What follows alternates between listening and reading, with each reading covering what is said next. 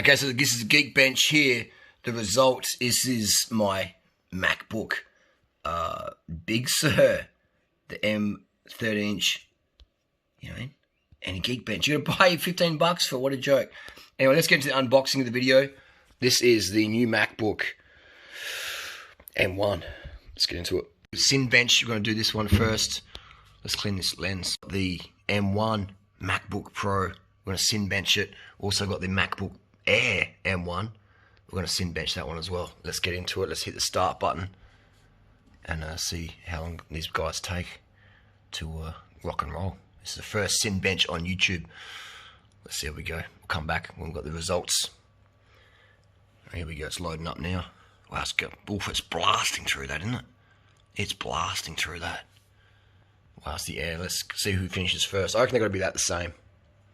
Waiting for that. We can sort of see they're very, very side by side. We can see some stats here. We've got an AMD Ryzen, a Threadripper 299 with a 30,054. That's pretty crazy. There's some stats there. And how are we going to go with our little MacBooks? You can sort of see we're doing all right. We're going. This is a Cinebench. This is the first Cinebench on YouTube, and we're doing a giveaway of these computers as well because I've got enough MacBooks. We've got the MacBook Pro M1. If you want one of those, here's down below.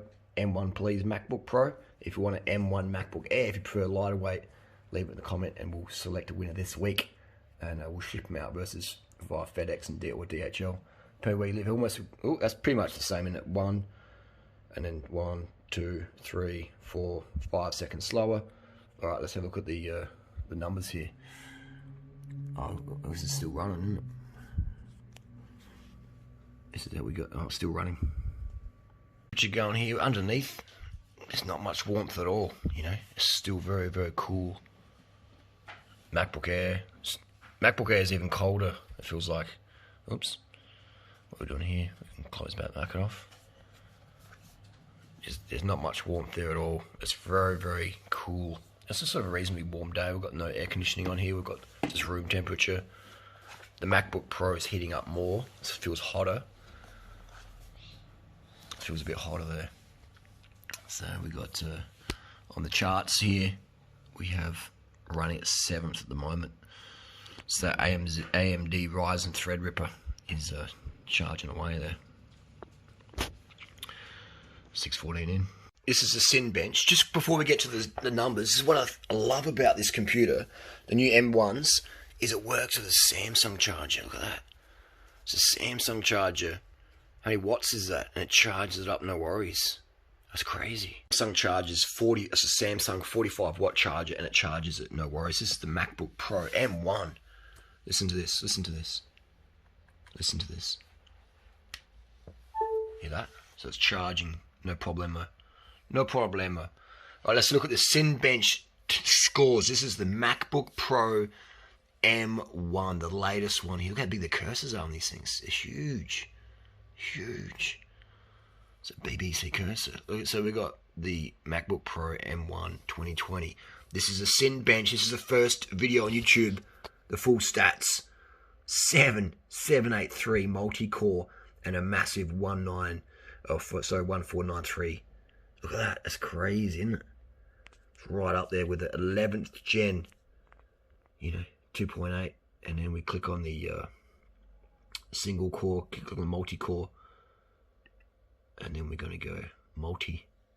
And we can see it's number 7. So the Ryzen Threadripper, that's what I use in one of my MacBook Air 11 inches. That's going 30,000. Then we got Apple 7,000. That's crazy, isn't it? It's pretty impressive. Now let's go over to the MacBook Air. The MacBook Air is 7,000 and a single core. Same single core score, which is pretty random. The MP ratio is 4.71. MP ratio here 5.21. I definitely know what that means. And here we have on the single core here. So we already seen the stats there. So it's an 8 core, 3.2 gigahertz multi-core, blah, blah, blah. Apple processor. There you go. That's the stats there. And also the keyboard cover from a 2014 Mac. It does sort of fit. So it's a good one if you're eating cookies, vegan cookies, and vegan snacks, and vegan cereal, that you don't get any crumbs in here. So it does sort of fit. Fits in the touch bar as well, because you know, touch bar, you just cover that up. You know, touch bar's probably the dumbest things out there for me. There you go. Trackpad feels pretty good, nice and big. MacBook Pro, that's pretty cool. If you're bike packing, you can just use a Samsung 45-watt charger and it will charge it up, no worries. There you go, that's the first one. If you need any more questions, hit us up down below.